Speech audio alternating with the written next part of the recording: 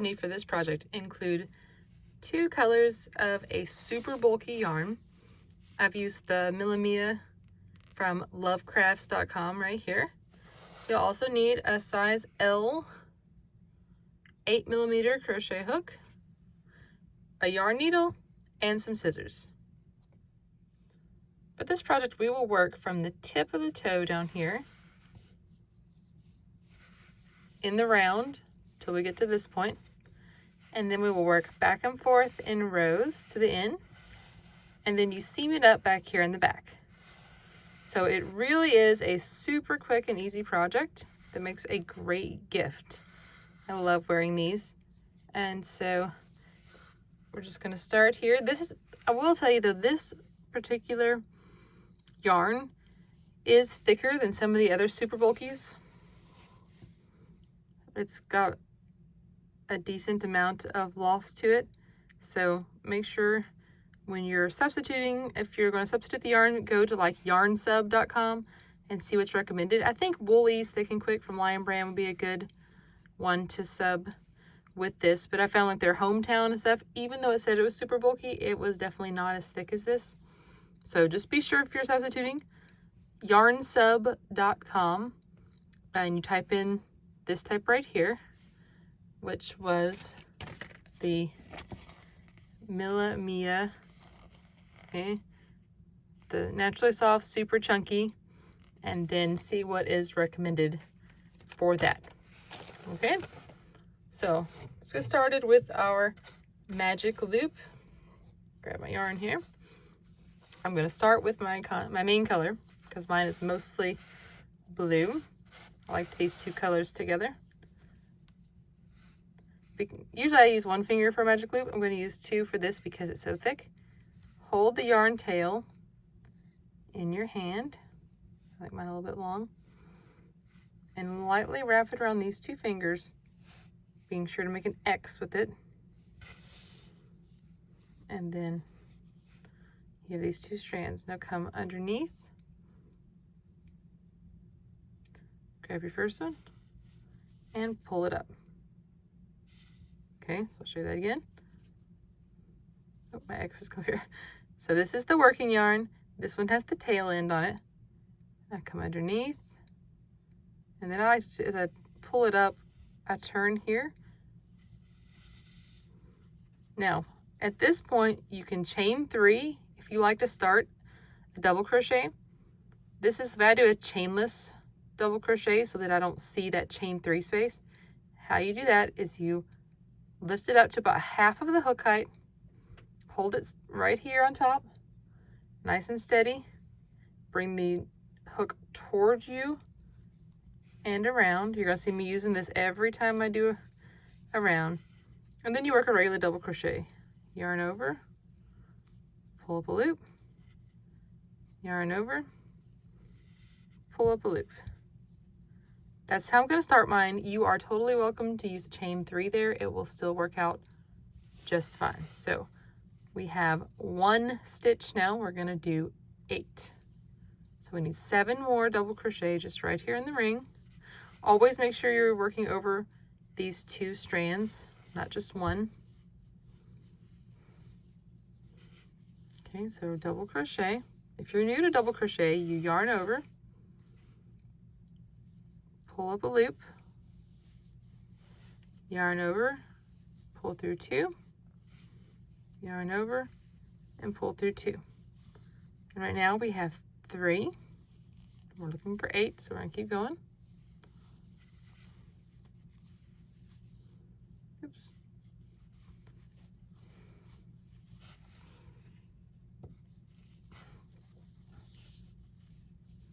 And if you find yourself getting too close to the end, just scooch it down like that. That way you get more leverage there to work there, because you said you never want to go over the end because then you can't pull it tight and close up that hole.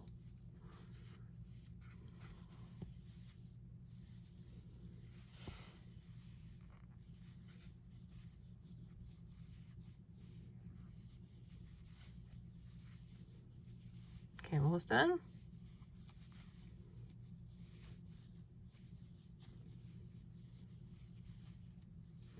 Sorry, it's always a little bit harder to crochet on camera than it is when I'm just relaxing there. So let's see, I have 1, 2, 3, 4, 5, 6, 7. So I need one more. And yes, this does kind of come up. So just hold it down and work through.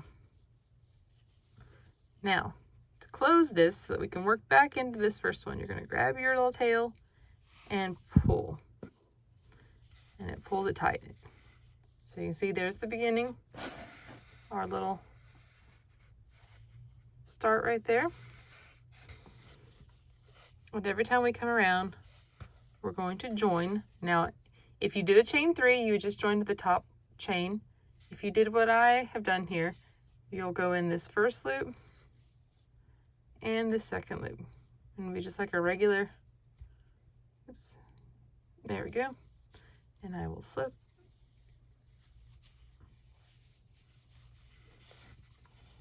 And there's the toe. Okay, you got a nice round toe. In round 2, we're going to work 2 double crochet in each stitch. So this first one, either the chain 3 or you'll work this chainless double crochet. Either one, you'll still go ahead and you will work into the same stitch, the double crochet. 2 there. Now work 2 double crochet in each of these stitches, and when you get to the end, you should have 16. Okay, I have 16 stitches, and this is where this first one comes out of, so you don't work in there, and you do your slip stitch.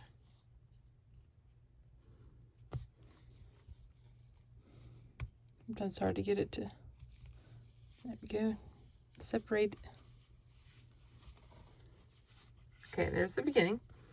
Now we're going to work even in double crochet. So we'll work one more round in the main color.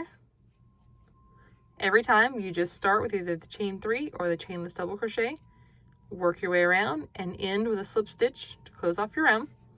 So you have round 3, work even in the main color, and then switch to your contrasting color and work 3 rounds in your contrasting color. So you had rounds 1, 2, 3, and then 4, 5, and 6 will be in the contrasting color. So we'll come back together at the end of round 6, and I'll show you how to work the rest of the slipper. Okay, so we've worked 3 rounds of the main color, 3 rounds of our contrasting color, and now we're going to work back and forth in rows to work the rest of the slipper. So you're going to do a chain 3 or your chainless double crochet.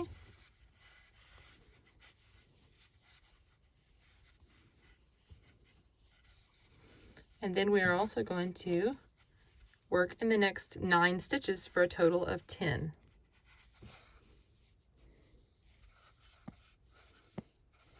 It's hard to do it like this.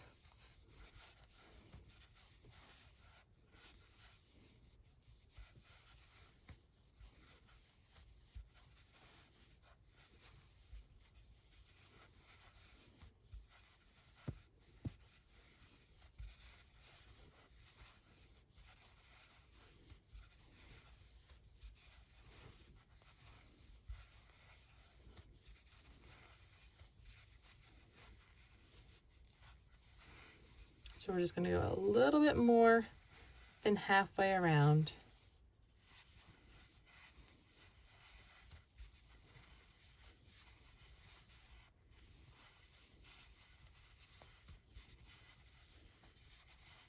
Okay, and here is 10. So you should have 6 unworked stitches in the front. And we're just going to leave them that way. And we'll turn on the end of each one now and work back across. And you're just going to work even on those 10. You can see right here I did my round, and I did 1, 2, 3, 4.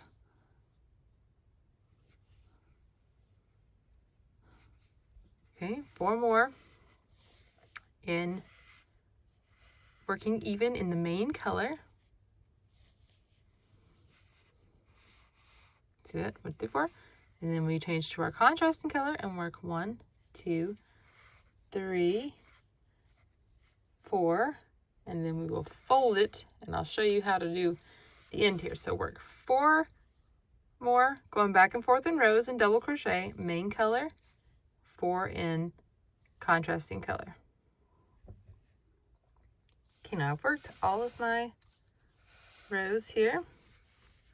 4 even in main color, 4 even in my contrasting color and then my main color. So now to make the back, I'm going to fold it up, and then I'm going to slip stitch right here into that first stitch.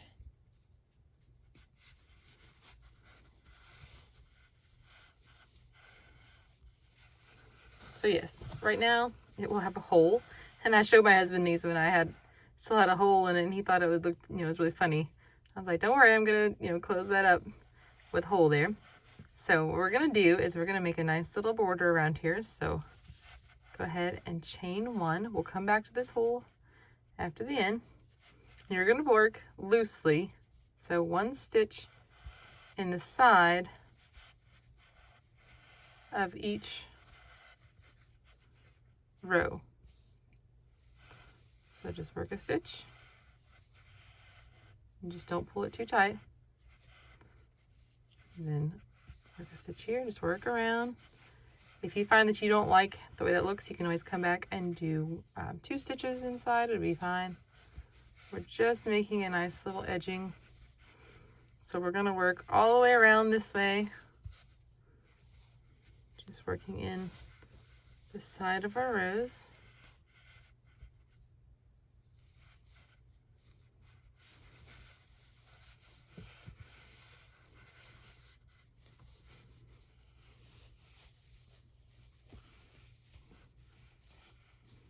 I'm getting close to the front here.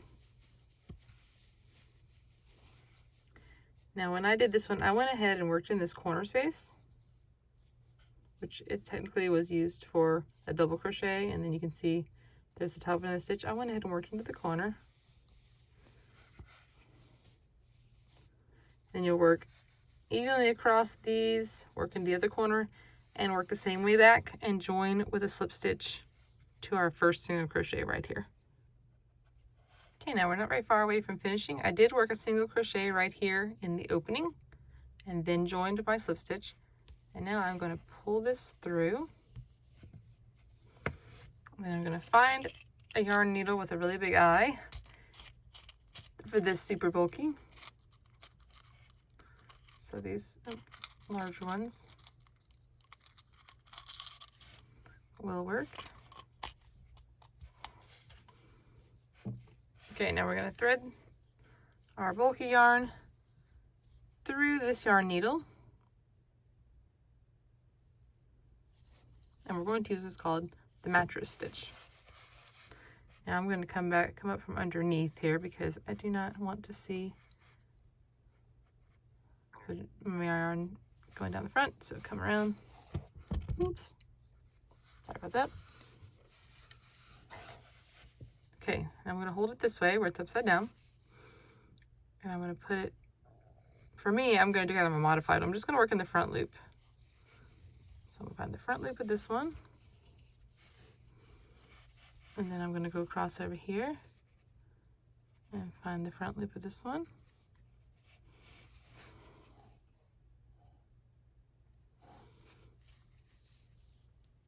And then our next stitch, come from the outside in.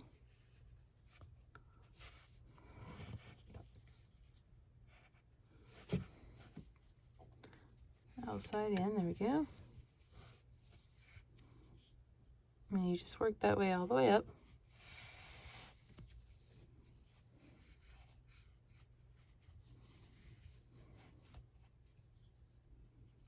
Here we are at our last part. Grab this stitch too. And that is, right now this part right here, I'm going to pull it through. so that I can weave it in back here. And there's the back. So then I will spend some time weaving in those ends. I've already woven in all the ends of this one. Super warm, super comfortable. We built a separate area for my studio out here in the garage. And even though we have little heaters since it's chilly, and I love having these to put on my feet. So after you weave in your ends, they're done. So make sure you turn the toe inside out when you weave in the ends there. And don't forget those ends. And these make great gifts, and they're super fast, so you can whip up, for teachers and whatever. Just check the written pattern for how long this. So this is the larger size. This is a size 9. So just check the written pattern for instructions, depending on how big or small you need them to be. But they're pretty stretchy, and they're able to fit a wide variety of sizes. So please be sure to subscribe. We have lots of great video tutorials, more coming out every week. And like this video, leave a comment. Be sure to visit us at love.life.yarn.com. Find more than 140 free patterns. Thanks for watching. We'll see you next time.